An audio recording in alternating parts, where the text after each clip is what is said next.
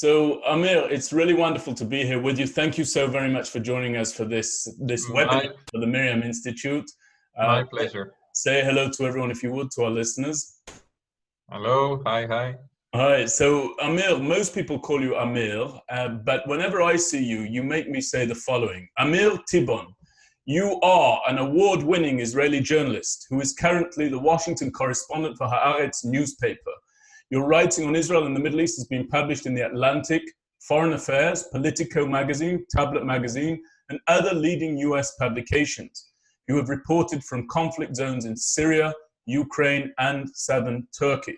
Your first book, a biography of Palestinian President Mahmoud Abbas, came out in July 2017.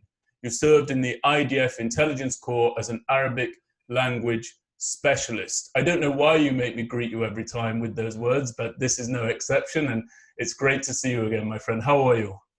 Right now, feeling great. On the more personal front, there has been some really exciting news because I became a father 2 weeks ago. My wife gave birth to a beautiful baby girl, so we're very happy. That's wonderful. Tired a little bit, more than a little bit, actually, really, really tired, but happy. That's wonderful news, and Mazal Tov to you and to your wife, Miriam, and to all the family, wherever they may be. And I hope that you all continue to go from strength to strength. And it's just wonderful for me to have the opportunity to chat to you for about 45, 50 minutes about your time and your career and also the past and the present. But before I get into that, I want to tell everybody that I founded, along with Rosita Panini, our co-founder, the Miriam Institute. And part of the reason was that I came to a point where I felt you couldn't get a right-of-center diaspora Jew to listen to a left-of-center Israeli without them labeling them as some sort of a traitor. And very often you couldn't get a left-of-center diaspora Jew to listen to a right-of-center Israeli without them labeling them perhaps a fanatic. And the truth is that neither of those are realistic labels. And in actual fact, we needed to create a place where people from the left, the center, and the right could really coalesce and come together and have a discussion about Israel. And one of the early inspirations for that was you, actually, and your personal story and what you had undergone. So obviously, as we heard in the bio, you're somebody who took part and served in the intelligence branch of the IDF. You're an Arabist, you speak Arabic fluently. You're absolutely a dedicated citizen of the State of Israel. But you're somebody who made a very ambitious move and a change to your life some years ago. Can you just tell us a little bit about how it is that you came to live where you live when you're back home in Israel, please? Well, so thanks for all the compliments, Benjamin. It's a nice way to ask a question. So right now I'm here in Washington, D.C. As the Washington correspondent for Haaretz. I've been here for 3 years now. Time goes by very fast with President Donald Trump. Honestly, not a boring day for the journalists. And before I took this job offer and moved here, my wife and I lived for 3 years in a totally different place. I would argue a bit calmer than Trump's Washington, a bit less crazed and exciting. We lived on the Israel-Gaza border, which again, I would say is a relatively calm and serene place compared to current Washington. We lived in a small kibbutz, a wonderful place called Nahal Oz. Nahal Oz is the closest physical place in Israel to Gaza City. It's located basically about a kilometer from the outskirts of Gaza. And from our house in the kibbutz, from our neighborhood, from the houses of our neighbors and friends, you can hear and see and smell Gaza every day. It's, you live in proximity to a very dangerous place, but also a really interesting place. Gaza is home to more than 2 million Palestinians, and it's one of the most dense places in the world. And I used to compare the life in Nahal Oz during the 3 years we were there to living in heaven on the verge of hell. Because when you live in the kibbutz, it's a wonderful place. We had the best years of our lives with friends that we love dearly.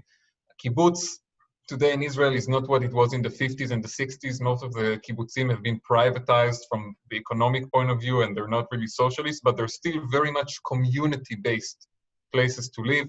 And when you get home to the kibbutz back from work, You park your car outside, and inside people only walk or take bicycles. It's just a very, very different way of life. And at the same time, you live in this serene, green, beautiful area, but you are minutes away from a war zone. And a lot of times the war zone comes into your house. When there is a rocket launch from Gaza into Nahal Oz, you don't have Iron Dome to protect you because it is too physically close to Gaza. Iron Dome does not have enough time to calculate and intercept the rocket. And then a siren goes off, and you don't have, like in Tel Aviv, 2 minutes to seek shelter, or 20 seconds, like in places that are closer, more in the south. You have basically 7 seconds to run to shelter, and even that is only an official government number, because in reality, a lot of times you hear the boom and then you hear the siren. Right. Why did we move to live there? Well, it's a long, long story. I'll try to make it short because, as you said, we do have 50 minutes, not eternity. In the summer of 2014, when the war in Gaza was going on between Israel and Hamas, I was spending a lot of time in the border area, writing, working as a journalist. And I really, really fell in love with that area, and specifically with Nahal Oz, where I visited several times, and I saw this community handling an extremely difficult and dangerous situation. Nahal Oz was the single most bombarded place in Israel during the war. It became a symbol, basically. Hamas really targeted the kibbutz non-stop, and what they hoped to achieve was to drive out the population, to get this place emptied out, and then have some kind of a victory picture, because, Hamas did not have too many achievements in the war of 2014. I think their main achievement was the length of the war, that they stood up to Israel for 50 days. But the price that this brought on Gaza and the citizens there was horrendous. I mean, they had more than 2,000 deaths, many of them civilians and children, and it was just absolutely terrible. And what was their big victory at the end of it? There was no prisoner swap. Israel gave them some of the restrictions on Gaza, on the blockade, were lifted, but that's not really what, and I think for them, one victory picture that they hoped to create was to see empty Israeli communities on the border. And that's why they went so hard after Nahal Oz and other communities directly on the border. It also made headlines when they shot rockets at Tel Aviv and Jerusalem, but that was actually, in a way, less dangerous because of Iron Dome. Whereas the communities living on the border, you had people killed. In Nahal Oz, there was a very big tragedy when a 4-year-old child, Daniel Teregerman, Zichrono Livracha, was killed. He was hit by a mortar. Just a really difficult time. And for me and Miri, my wife, well, back then we were not married yet, but we were living together in Tel Aviv. I was working as a journalist. She was working as a social worker. We had good jobs. We loved our life in Tel Aviv. We had, a nice apartment. But we felt that after the war, it was a time for some responsibility and action. And we decided, really out of the blue, to move to Nahal Oz immediately when the war was over. There was actually a movement away from the kibbutz and from other places on the border. Right. People were leaving the communities. Leave that kibbutz, didn't they? I remember that. Some people left, and I cannot blame them, and I cannot judge them, because especially for young families, people with children, the tragedy of what happened was just enormous. And you did have, the numbers, I've seen different estimates, but I've read 15, 20% of the population that left. Yeah. We decided to make the trip in the other way. And basically a month after the war was over, we were already looking at apartments, houses in Nahal Oz. A few weeks later, we moved in. And we thought we would come there for half a year, just to strengthen the community and just show some support. And also, honestly, have a bit of an adventure. We were young people, still without children, and we could do this kind of a bit of a crazy thing. And we ended up staying for 3 years, and just to show the level of love that we felt there, and really the joy that we felt there, we decided to do our wedding in Nahal Oz. And we got married there in 2016. It was the first wedding. Being a guest there. You were there as a guest. It was the first wedding in Nahal Oz after the war of 2014. It was what we call in Israel a mid-sized wedding, 350 guests. Anybody who's been to an Israeli wedding knows that this is indeed a mid-sized wedding in Israel. Right. Of course, today you could not have a wedding with even 5 people, but back then, we brought 350 people from Tel Aviv and Jerusalem and all over the country, and also relatives from other countries. My wife has relatives in Russia. She was born in St. Petersburg, so we had their group coming to the wedding. You know, Russians dress much more nicely to weddings than Israelis. You could clearly see who were the guests, the family relatives from St. Petersburg. They were dressed like they were going to some event in, in a chateau in Europe or something. Whereas all the Israelis, it's a chatuna in the kibbutz. You know, it's a wedding in the kibbutz. They all came with sandals and t-shirts. Right. But it was a wonderful night, and we have the best memories from there. And we plan to go back there when I finish my time here in Washington. Basically, it's happening in a very short time, probably this summer or maybe into the election year, but that's pretty much it. I think one term of the Trump presidency is enough for any reporter, honestly. You also have to take care of your health, you know, heart conditions, fatigue. So, and this is a roller coaster. But, you know, it's Washington and Nachal Oz are very, very different places. I had great time in both of them, but I do think the kibbutz life is better than the city life overall. Got it. And just to put the added bit of context on this, you're not somebody who would align himself with and please say if you'd rather not answer, but in my impression of you, you're not someone who would align himself with the right of center in the broad spectrum of politics back home in Israel. And yet you're somebody who, together with his then girlfriend, then fiance, now wife, father and mother of 2 children, is dedicated to living there in this almost act of determination and defiance and tremendous Zionism, right? That's unabated. So, you know, I don't want to talk about myself when we ask this question. I want to talk about the people who are still in Nachal Oz, because, you know, okay, we lived there for 3 years, but we have friends who've been living there for, 10 years, and are adopting parents in the kibbutz. When a young couple moves in, an older family kind of take care of them. You know, they've lived there 30, 40 years. If you look at the election results in Israel, and you look and you divide them by, towns, cities, villages, kibbutzim, you see a fascinating phenomenon in the Gaza border area, I think more than in any other part of Israel. I want to give you the example of Nachal Oz and Sderot. Nachal Oz and Sderot both face the exact same security conditions and threats. Sderot is the largest town in the Gaza border area. It's also situated very close to Gaza, and it's also been the target of thousands of rockets and mortar attacks over the years. There's the threat of tunnels.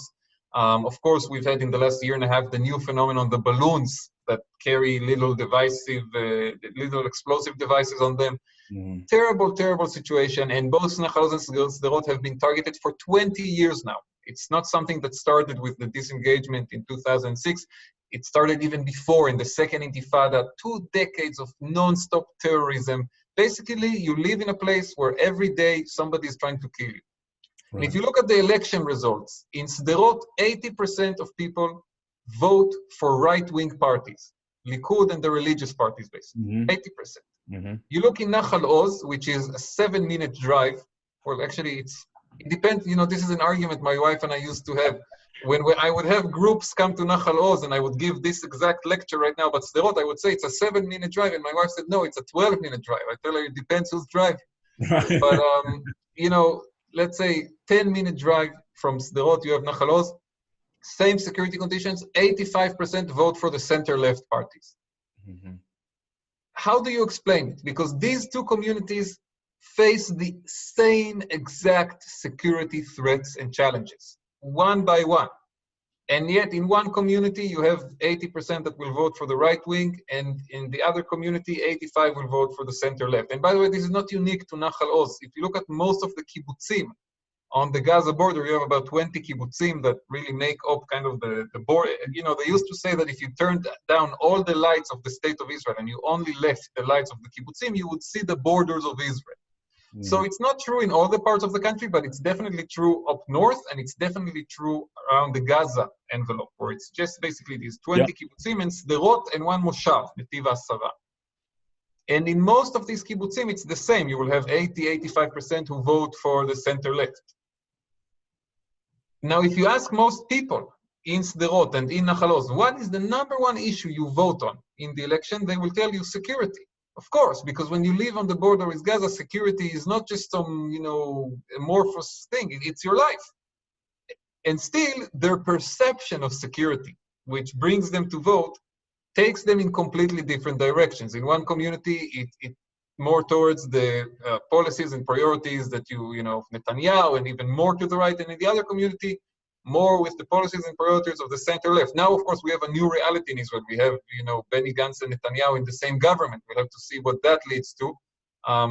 But I think, we had 3 elections in the past year, so you have a lot of data to work with. I think in Sderot, Netanyahu could pretty much form if Sderot determined the results of the Knesset, Netanyahu could form a government easily after the first round. Whereas if Nahal Oz determined the results of the Knesset, Benny Gantz would not need coalition partners. He could govern like a dictator.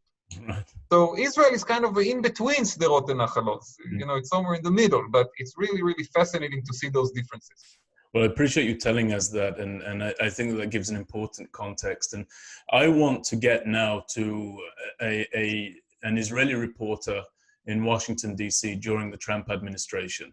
But you can't actually do that, in my opinion, because you're an Israeli reporter without an understanding of the fact that to be an Israeli reporter, you really have to put that in the context or look at it very much, not always, but often through the lens of a relationship with Prime Minister Benjamin Netanyahu. This is central to anything that you must be covering up there on Capitol Hill or indeed anywhere inside the Washington Beltway. So just before you became the correspondent for Haaretz, you were the diplomatic correspondent for Walla, and you were flying.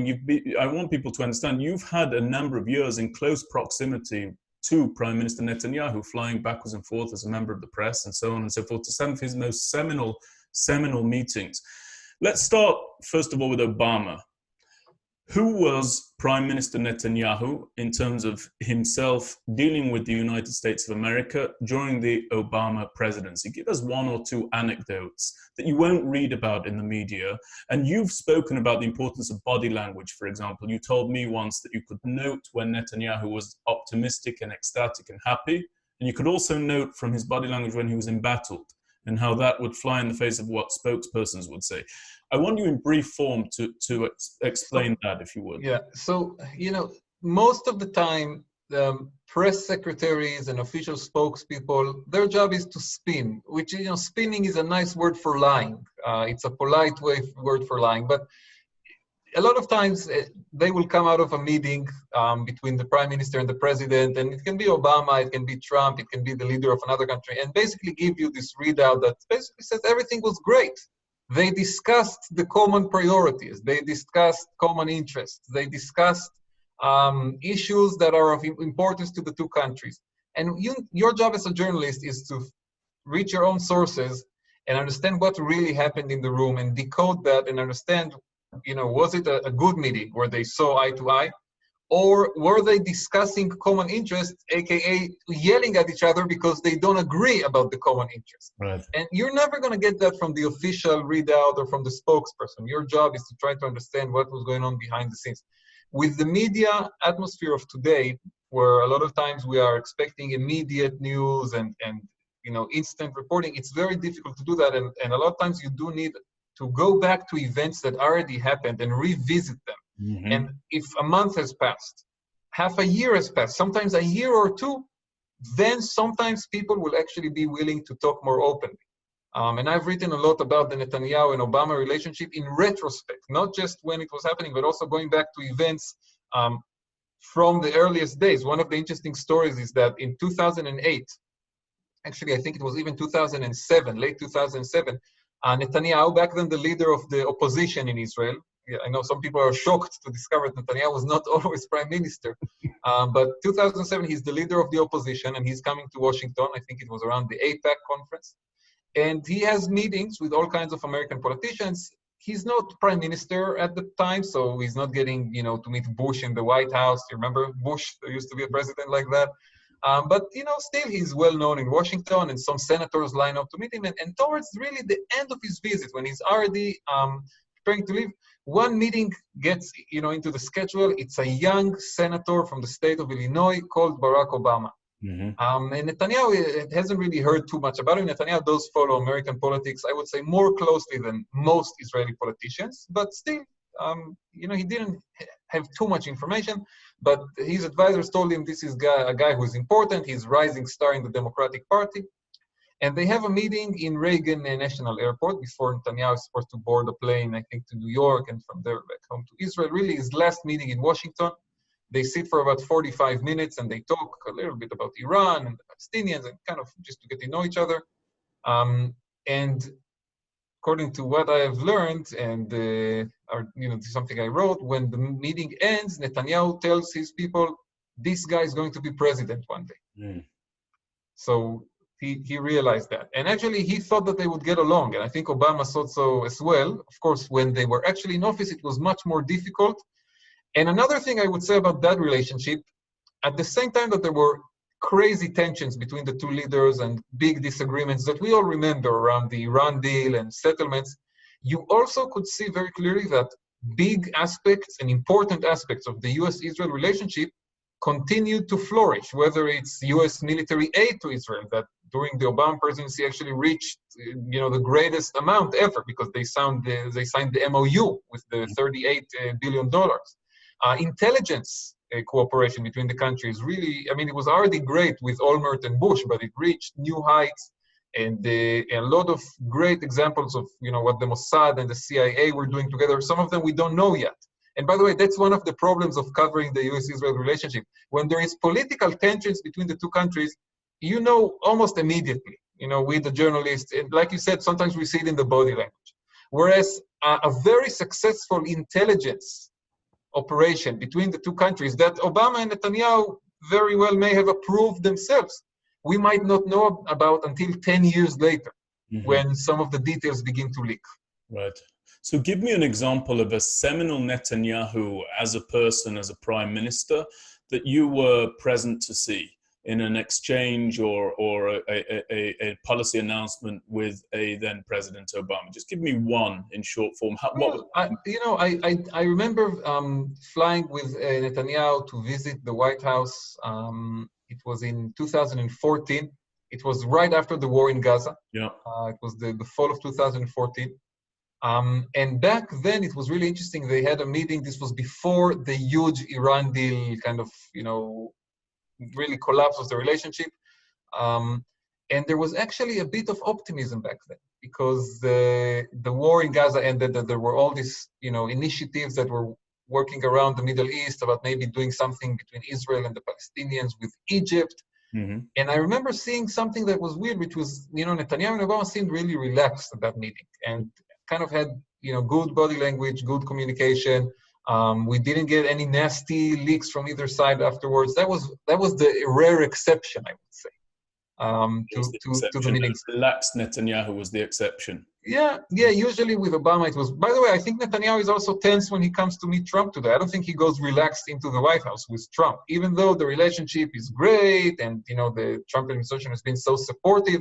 We saw earlier this year something very, very unusual happening. And I was covering it from here in Washington, where Netanyahu came in late January. This was about a month before Election Day in Israel, a very big trip for him, when the Trump plan was unveiled.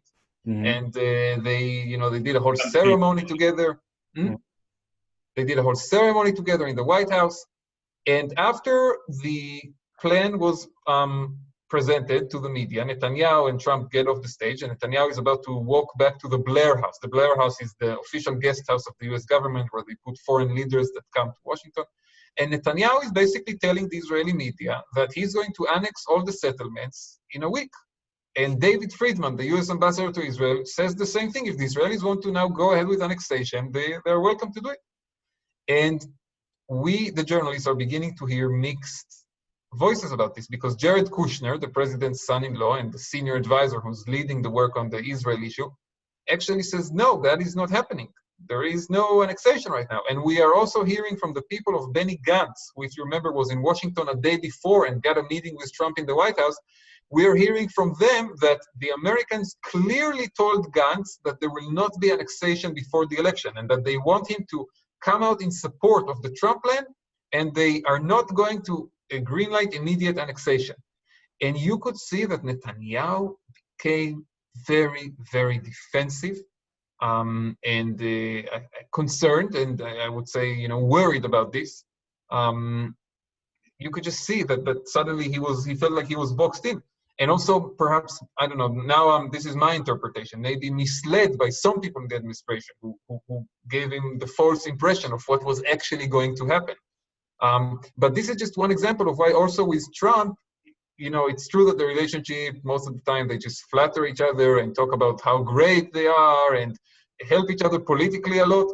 But that doesn't mean that anyone really, including Netanyahu, can go relaxed and calm into the Trump White House.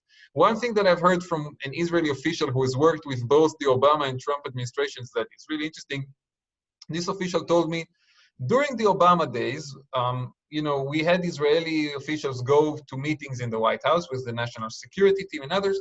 And when sometimes they hated what they heard, sometimes they liked what they heard, but every time they would walk out and call the prime minister's office in Jerusalem, they knew pretty much what they had to report. You know pretty much that what you heard from the Obama people, whether you hated it or liked it, that's the American policy.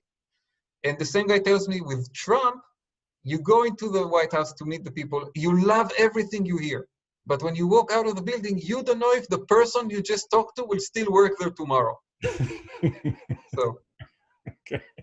So how does that work in terms of a strategy for the state of Israel? So when Prime Minister Netanyahu does that, you've just given us a real nugget of an example of something whereby you say, in your interpretation, it's possible that there was contradictory information provided to Netanyahu. Miscommunication, let's call it that way. Another view of that is that it was said for the purpose of elections that we're going to go and annex. And in actual fact, there never were any legs to that idea. So there are these different views.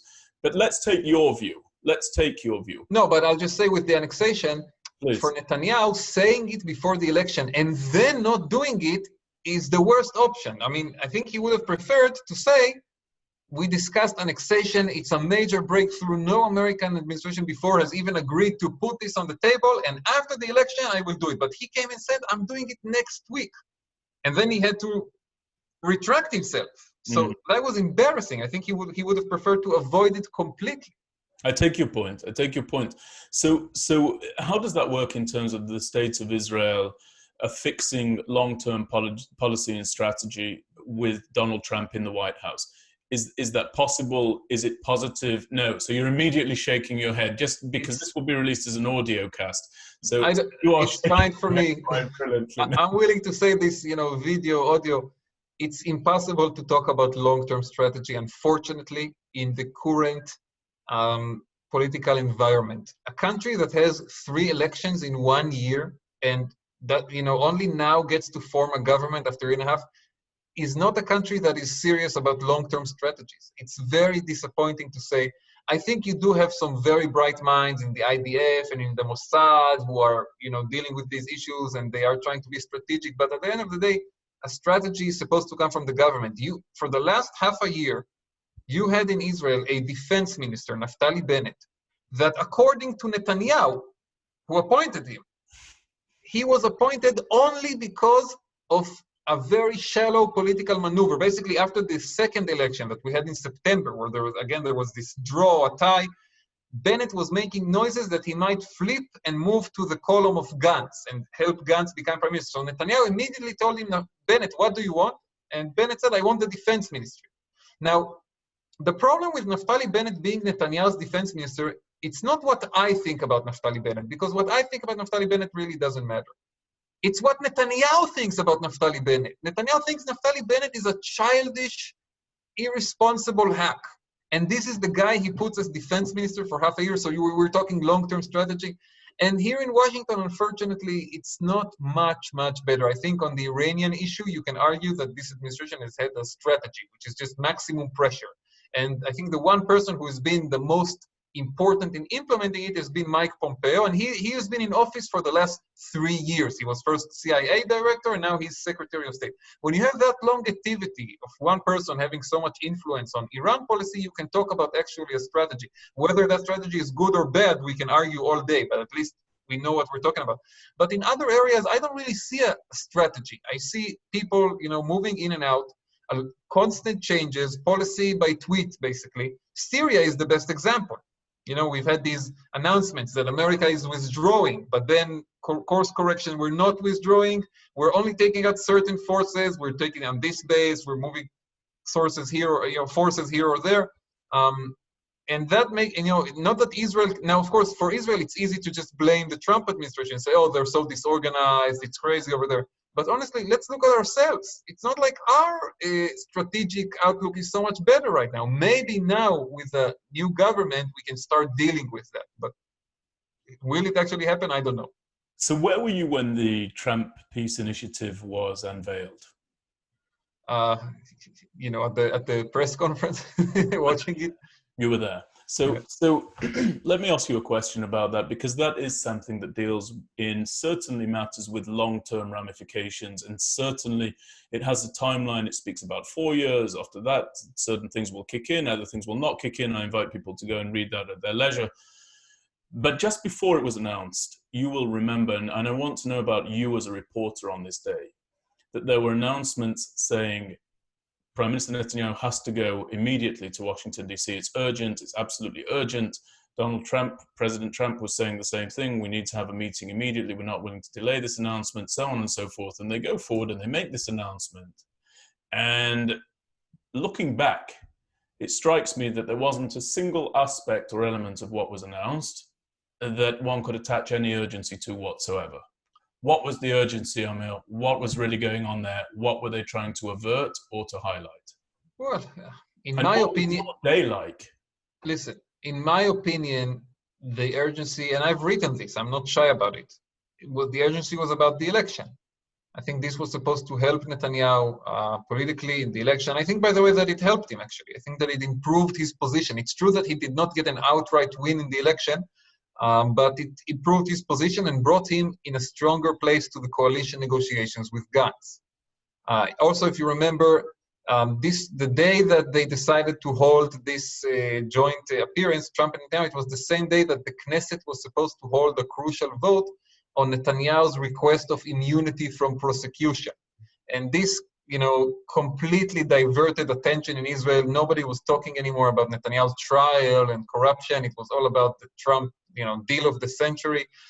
So I really think it was politically motivated. And by the way, I think that the second act is still ahead of us, and it's going to happen before the American election. I think if we will see any kind of Israeli annexation in the West Bank, it will be close to the American election, and it will be done in a way that will serve the campaign of Trump to be reelected. Among which constituency?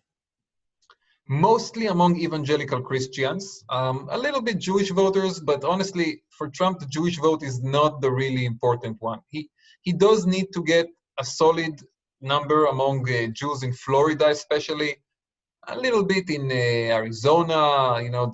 You have also a Jewish community in Pennsylvania that is not insignificant, but still, you're probably going to see somewhere around 70% of American Jews vote against Trump, no matter what happens between now and November. Where he really needs to drive up the number is the evangelical vote, evangelical Christians, that they are a much larger demographic group in America than Jews. And also they vote in a higher percentage than their share of the population. They are very disciplined voters. And for them, Israel is a top priority. It's not alone. There's also abortion and religious education and other priorities, but really Israel is a top priority. And I think this is going to be engineered in a way that will help bring out turnout from the evangelical community. So I just have two more questions for you, and then because of the time, I want to get to a couple of audience questions as well, and people have kindly submitted their questions. Great. You were the correspondent during the Obama years, albeit for Walla News. You're now the Haaretz correspondent. How does the presidency, you've made references to policy announcements by tweet, unclear messages that come from officials. Nobody knows whether that official will be there tomorrow, and you're saying and telling of it. How has that affected your day-to-day life as a reporter? I remember you once described reporting on the administration of President Trump as the gift that keeps on giving. Now, you're a few years down the line. Is that still your view?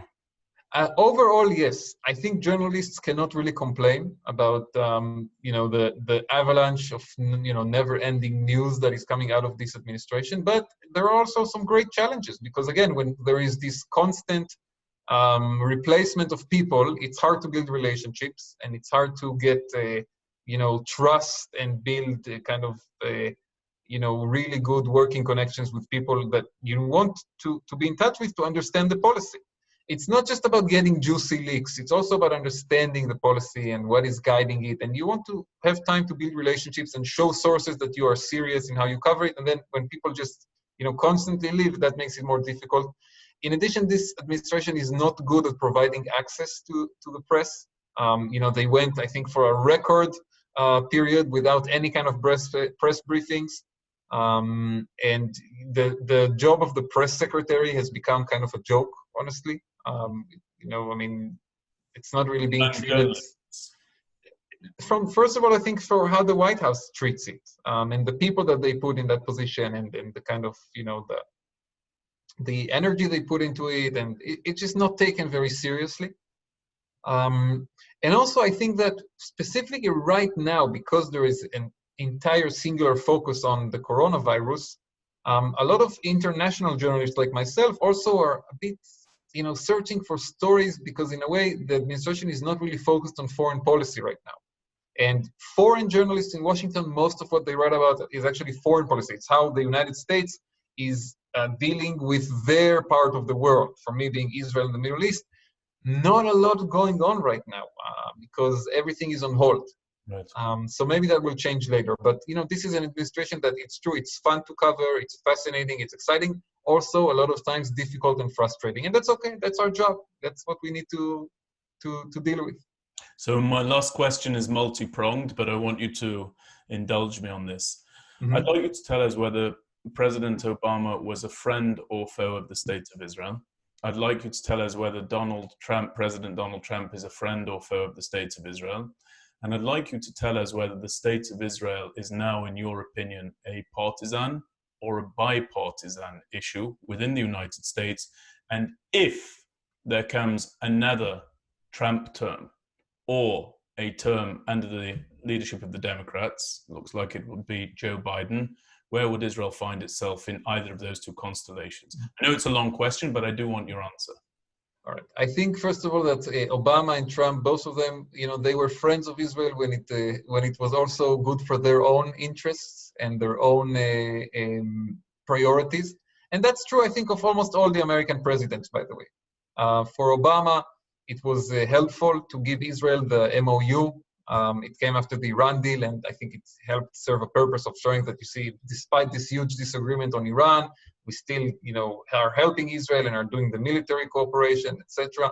I think the intelligence cooperation between the countries that Obama really encouraged, it was also beneficial to the United States, specifically on Iran, of course, which is this joint priority. And I think the big moment that really a lot of the Israeli the leadership in Israel, etc., was disappointed with was actually at the very end of the term, which was the decision to not veto the UN Security Council resolution against the settlement. I have to say, other administrations have also done similar things before. It's not that America has never before not vetoed the resolution against Israel in the UN Security Council. This happened under multiple presidents, Republicans, Democrats. But if you want to really, I don't think, I would say Obama was a friend or an enemy. I would say he was a politician. He had his own interests, and there was this one really big major disagreement with Israel. On some issues, Israel and America got along wonderful during its presidency, and on other issues, we saw what happened. It was pretty rough. With Trump, I would say the same. He's a politician. He wants to get reelected. He has identified support for Israel, and specifically for the policies of the right wing in Israel, settlements, etc., as a key priority for one of the most important voting blocs that he has. And on that issue, he's going to be wonderful and give Israel pretty much, whatever is needed. That doesn't mean he's perfect for Israel on everything. And I think we saw what happened with Syria. That was at the time very concerning. We're looking in general at this kind of, world instability as something that we can talk about whether that's good or bad for Israel.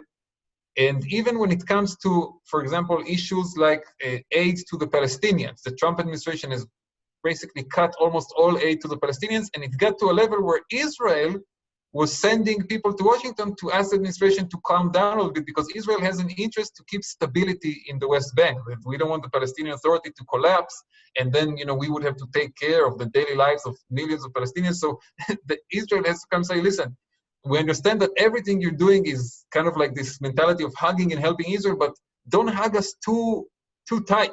Mm-hmm. So that's pretty much my take on it. Regarding a second Trump term or a Biden presidency, with a second Trump term, honestly, I don't know what will happen. I'm not going to predict. Trump is the most unexpected president. He could stay the course and have the same policies, and I don't know, maybe we annex Jordan and Saudi Arabia by the end of his second term, or he could decide to take it in another direction. I actually think with Biden, what we're going to see is a lot of status quo. I don't think a Biden presidency will be much like the Obama presidency with kind of more pressure. Well, we can argue if even Obama put that much pressure on Israel, on the Israeli-Palestinian issue, or was just talk and denouncement, etc. But I don't think Biden would do more than Obama on this. I think a Bernie Sanders presidency would have actually caused a dramatic shift in American policy towards Israel. We would have seen much more pressure. Under Biden, I don't see that. I think it will not be, of course, as friendly to Netanyahu and the right wing as Trump. But I think it would be somewhere in between. If you take, Trump and Obama, I would put it in, whereas Sanders is way, out there. It would have been a completely different scenario. Mm-hmm. There is one open question, which is who will be Biden's vice president? Mm-hmm. Because if it's a vice president that is closer to the Bernie Sanders wing of the Democratic Party, then maybe you would actually see more pressure from within the administration for a policy shift. But if it's a vice president that is closer to where Biden is, Biden is kind of like your classic Democrat when it comes to issues of Israel, goes every year to AIPAC, also good with J Street, sits on the fence, one foot on this side, one foot on that side, has a lot of supporters and donors and friends in what we would call the pro-Israel community, visited Israel many, many times, and actually was Obama's kind of emissary to go to Israel in a lot of times of crisis. It would definitely be different than Trump, but I don't think, for example, he would move the embassy back to Tel Aviv or something like that, which I think Bernie Sanders would have done on the second day of his presidency. And is it a partisan issue? The latter part, the final part of my question. It's becoming a partisan issue. It's not a partisan issue as of today, April 21st, 2020, but we are seeing a gradual shift where it's becoming more and more partisan over the years. And it started under the Obama presidency. I think by the end of the Obama presidency, it was common kind of wisdom in Israel that Israel is really losing the Democratic Party and losing influence. I think it's been accelerated under Trump. It doesn't mean that the process is complete or irreversible. I think that you still would, if you have votes in Congress about military aid to Israel, against BDS, things like that are in bigger consensus, you will see 90% of Democrats and 95% of Republicans support it. So that is not going to change. And in the Democratic Party, at the end of the day, it's true that people did not vote on Israel. People voted on 20 priorities before even thinking about Israel. But still, Biden is going to be the nominee and not Sanders. And that's after Hillary Clinton was the nominee and not Sanders the previous time. And Clinton was also, on Israel in a different place. So I don't think I would say all is lost and it's completely partisan, but it's definitely becoming more and more and more partisan with every passing year.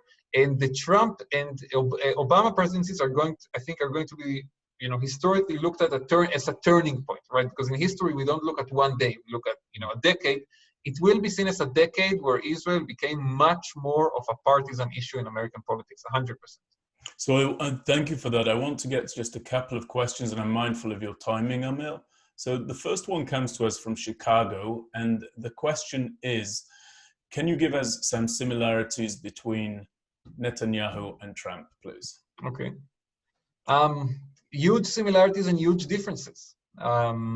First of all, in terms of the similarities, both of them are political leaders that I think look all the time, first and foremost, to their own political base. This is the Netanyahu strategy for years.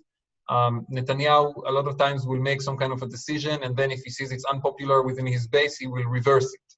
And he is always with one eye towards the group that gives him the most support. That's not true of every Israeli leader and prime minister. You've had prime ministers that have done completely, basically abandoned their base and shifted to other places. I think Ariel Sharon is the most famous example, was elected, with the voices of the right wing, and then shifted, broke strongly to the center, and founded a new party. Netanyahu is, we've had now 11 straight years, and it's always about the base, and I think Trump is in a similar situation. For both of them, there is a very strong reliance on immediate family in how they run things and who makes decisions. For Netanyahu, it's mostly his wife and his oldest son. For Trump, I think more than anything else, it's his daughter Ivanka and her husband, his son-in-law Jared Kushner. Specifically on Israel policy, Kushner is very, very strong and involved. Both of them dealing with a lot of legal trouble, of course. Trump, had the impeachment thing going on, and before that Mueller investigation. Netanyahu, I think on the legal front, Netanyahu is in a much worse situation than Trump. Some of it because of how the system works in Israel. Because here, at the end of the day, impeachment is a political vote, and except for one Mitt Romney and two Democratic members of Congress, people vote by party line pretty much. But in Israel, it's up to the judicial system. Netanyahu is going to court, and the judges will decide his fate, and that causes a lot of problems. And I think both of them are really, really influenced by the social media. They are influencing through it, but they're also influenced by it. It influences how they govern, how they make decisions. I will let our viewers decide if the influence is good or bad, but it's definitely there. The differences also exist. I think Netanyahu is much more well-read than Trump. When they ask Trump, what's your favorite book, and he talks about his own, and Netanyahu is a person that reads a lot, and I think has this, well, I don't know today, but at least for many years, had this strong curiosity about the world, understanding about science and technology. I think he has one degree in architecture, so really, educated and well-read person. In addition, Netanyahu in Israel, and again, this is also part of how the system is built, Netanyahu doesn't have term limits, but he could lose his seat as prime minister any day. And that changes the way you govern. Because in a country where a simple Knesset majority can get rid of a prime minister, you always have to keep your partners happy. Whereas here in America, the president, once he or she get elected, unless they get impeached and removed, they have 4 years in office, and they need Congress for legislation, but not for their own survival. So that also creates differences in how they govern. May I ask you one last question? Mm-hmm. So this comes from Pittsburgh, and the question is, President Trump is very polarizing among the American Jewish electorate. Many feel he's such a strong supporter of Israel that is sufficient to continue to support him. Is that enough of a reason, and is it a correct assessment? I cannot tell a person how to vote in an American election. It is really, really, really not my place.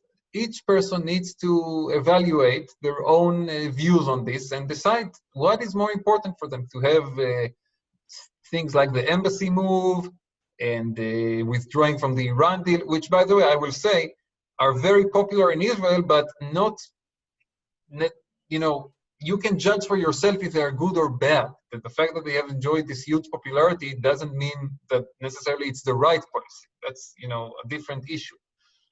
But you can square that up against your other priorities, whether it's, in America, I think the most important thing in an American election, in my opinion, is always the Supreme Court. Who is going to appoint the next Supreme Court justices? Because at the end of the day, that's the number one decision of a president that really has long-term impact. Economic, healthcare issues, especially now, it's a big priority. I cannot tell any person how to manage those different priorities and what matters more than the other. I will say, though, that in general, in my opinion, and this is a personal opinion, I think the state of Israel is strong enough and, today powerful enough militarily, economically, even though now we're going to have a crisis like everyone else, but I think we will navigate it perhaps better. I think Israel is strong enough to succeed regardless of who is in the White House. I really, really believe it. And I don't think that when people go to vote in America, they should have this fear in their heart for the existence or the survival of Israel. I don't think we are there anymore. I think when people go to vote in Israel, they need to think about those issues. And that's, that's our job, to keep the country safe and prosperous and strong. But I would not say that this is, something that should be, for an American voter. So, but again, if somebody comes and says, listen, I love the Israel policy and I care about it more than Supreme Court or something else, okay, that's any person's decision. But I cannot be in a place to tell you, how to take it in either way. I agree that it's kind of polarizing. It's true, yeah. For a lot of American Jews, it's and not just in the Jewish community, honestly. I mean, it's just a polarizing figure and a polarizing time. So I just want to finish off by saying that I'm fascinated by hearing your opinions, as always. I constantly learn from you, and I love to engage with you and to hear your perspectives. You're living a fascinating life over there. Mazal Tov again. Now, I do want our listeners to know that on most of the points, you and I probably hold very strongly divergent views. And yet, many, many times, you and I have sat down, we've discussed them, we've debated them. We've always remained very, very close friends.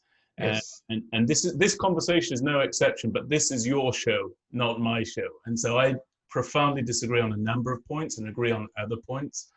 But I want to thank you for giving your perspective. It's a very qualified, well-qualified perspective. It comes from a unique point of view, one that very few people have the privilege of having. And I just applaud you for everything you're doing. Now, we actually have a number of listeners from Arab countries on this call. And I wondered if you wanted to give them a quick salutation. Or from where? Listeners from where? Arab. We have people who have called in from Arabic countries. Oh, so I will just say to invitation to them. To everyone, Ramadan Kareem, and stay healthy and stay safe, whether you are in New York or in Israel or anywhere else in the Middle East and in the world. That's the most important thing right now. Take good care of yourself and of your family, and stay healthy and safe. And if you are going through Ramadan, then have a successful month and, try to take it easy. I always admire my Muslim friends who go through this 1 month period, because for me, Yom Kippur even is too much.